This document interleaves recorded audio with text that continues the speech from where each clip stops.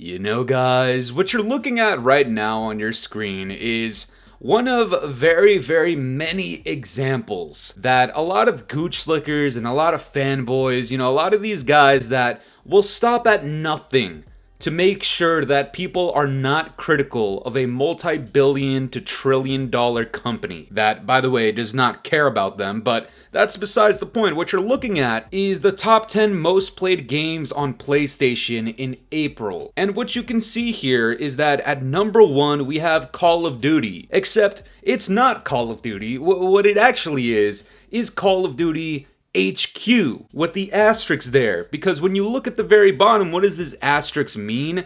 It means it includes Call of Duty Warzone 2.0, MW2, MW3, and Black Ops 6 activity. Why does it say activity? Because you see, guys, there is so many different things you can do in these games. Like, there's 2 different zombie modes, there's DMZ, there's campaign modes that are no longer playable offline, so they do track you online playing if you're only playing fucking campaign. So yeah, the combination of all of those things combined is beating out Fortnite, which has existed since what, like 2017, and Grand Theft Auto 5, which is older than some of the fucking people watching this video, and games like Roblox and Minecraft, which have also been around since before your mother's been on the fucking corner shaking ass for pennies. And guys, I just want to make it clear, in today's video, as a disclaimer, we're going to be dismantling the absurd logic of so many of these cringy ass fanboys online that think they have some sort of gotcha moment on some statistic like this. So if you get offended easily or these words bother you so much, I have 3 suggestions for you. Number 1, close the video out. You don't need to watch it. Number 2, close your fucking eyes. And number 3, cover your ears. It's that simple. You don't want to see what's about to happen right now. Close your eyes. And boom, just like that, I'm not there anymore, am I? But before we get into it, I'm gonna need you to do me a quick favor. Leave a like and subscribe if you're new. If you don't, you're gonna have to wife this motherfucker up right here. Mark of a hero, this fucking Jabba the Hutt fatty. He's gonna sit on you, he's gonna eat you every single goddamn day, pause. And down in the comments below, hashtag Fooly50. Don't forget, we got the Discord link in my bio. Go ahead and click on that shit, join it up, and guys, let's get right into this. So this comes out from Charlie Intel. He comes out with this tweet a couple of days ago talking about Call of Duty was the most played game on PlayStation 5 and Xbox Series X and S in the US during April. And we've seen these sort of tweets come out literally every single month out of Charlie Intel and several other people. And Charlie Intel, he's just reporting it. I get it. He's just posting it. Is it engagement farming because of the inevitable responses? Absolutely. But it's the responses themselves that garner this sort of reaction and commentary out of somebody with common sense, such as myself and several other people that I hope will look at something like this and automatically realize that if you read between the lines, is this really all that impressive and or surprising? Fuck no. Because you see, guys, the main reaction that you're gonna see out of some of these people is like this Neanderthal over here, this fucking cageless baboon that comes out here and says, COD is dying, in quotations, with a laughing emoji like he did something. And if you remember what we said in the intro, I know a lot of the gooch slickers that watch this, they lack brain capacity, so they might not remember. So here's a quick refresher, okay? Call of Duty HQ is the combination of 3 different titles with a bunch of different game modes sprinkled throughout, and Warzone. And very specifically in the month of April, do you know which iteration of Warzone it is? The return of Verdansk, which so many people have called the savior of Call of Duty because it gave us the biggest spike in Call of Duty history, right? And nope, it didn't do that. As a matter of fact, it hasn't even come close because the peak, at least when it comes to several Steam charts that we're able to see, and that's an entire different conversation that we've talked about a million goddamn times on this channel. If you're one of those stupid orangutans out there that thinks Steam charts do not count, you are severely misinformed. I recommend a statistics class in either high school or in college, or for some of the gooch slickers out there that don't listen to that, I recommend pre-K education to start. Oh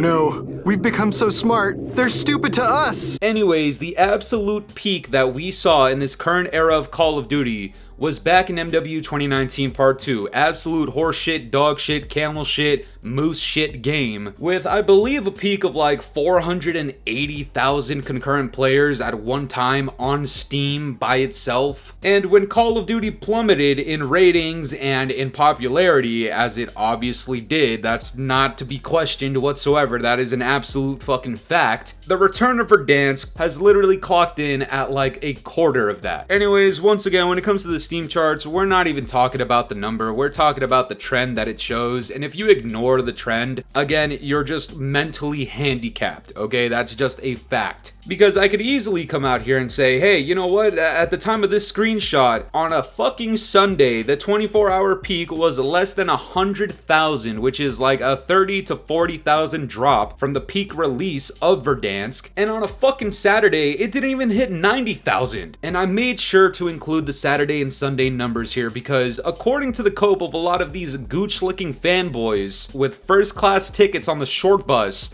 apparently weekdays don't count. I guess it's because people fucking work, even though it was Memorial Day weekend, so did people actually work Saturday and Sunday? Probably fucking not. And yet our peaks are beginning to look like fractions of what the peak was at the launch. And again, it's not about the actual number, it's about the percentage increase and decreases. These are called trends in an upward or downward direction. If you can't understand this, again, a statistics course will do you very, very well, okay, if you can keep up. Anyways, adding on to that fact, when people inevitably respond to these morons on Twitter talking about, bro, what the fuck, it's like 5 games combined under one umbrella. Understand they did that for a reason, and again, these primitive animals come back with, keep moving the overton window. I don't care. I never have a problem finding a match in the current build of Call of Duty. At the end of the day, that's all that fucking matters to me. You will never convince me that Steam charts matter when it comes to Call of Duty, especially because that is the cheaters' chosen platform. Steam doesn't do anything about it. They're complicit in the problem.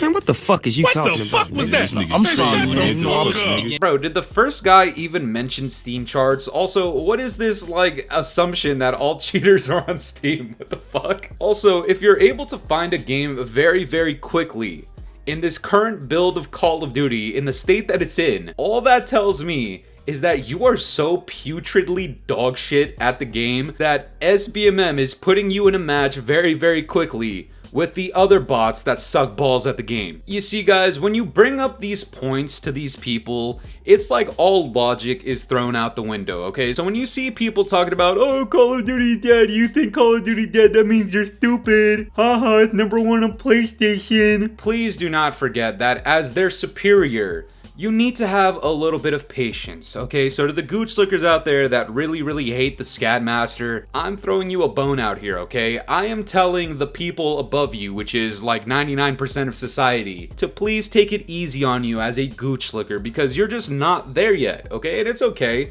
Some people are slow, some people need to catch up. Never wrong, just early, so you guys will be here eventually. But for now, enjoy the SBMM in real life, okay? Everybody that is clearly smarter than these gooch slickers, be patient. It's like raising a newborn baby, okay? They're not fully developed yet. Anyways, then there's also the part about how Call of Duty has like 20 million active players monthly or some shit like that. And while that is a fantastic number to a lot of people, do you understand that Activision still sees that as a fucking failure? Also, to the people that are just looking at this information out of Activision and are like, well, Activision said it, so it must be true. Just remember, when we gave you Activision's own information from their CEO himself about where the player counts lie across every platform, and they said that the PC player counts are higher than they are on PlayStation and Xbox, your dumbass responses were what?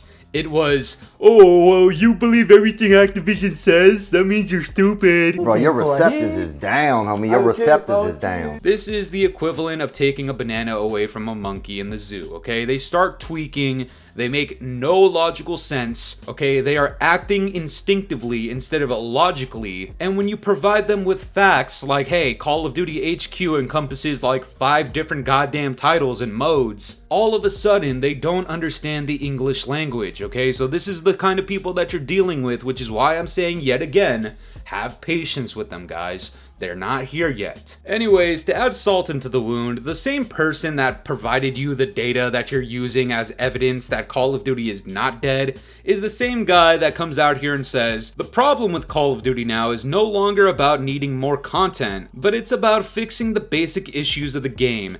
Anti-cheat needs to actually work. They have to seriously adjust SBMM because it's tiring players out and make stable updates. And what do you get if your anti-cheat does not actually work and the SBMM is not adjusted and people are getting tired out and the updates are not stable? Do you know what you get? You get players that stop playing the fucking game. You get people to quit the franchise and quit the title that they're playing, which again results in less people playing month over month, which is exactly why when you look at the Steam charts, again, I don't give a flying fuck about the number. It could say 20 goddamn billion. It could say 2.5 people. It doesn't matter. When you look at the trend, the percentage increase or decrease, you see a decrease. And if there's a 30% decrease on Steam and other PC platforms, what do you think the percentage decrease is on PlayStation and Xbox? I'll give you a quick second. You got it? Probably not if you're a fucking gooch slicker. Here you go. 30% as well. That's how it works. That's how it's been working in society for decades and centuries. If you want to argue that logic, go ahead, man, be my guest. You're gonna have to defy the logic of so many different arithmetic statistic motherfuckers out there that came before us from decades and centuries ago to prove that a percentage decrease on what is known as the smallest platform is more or less the same percentage decrease on any other platform, whether it's bigger or smaller.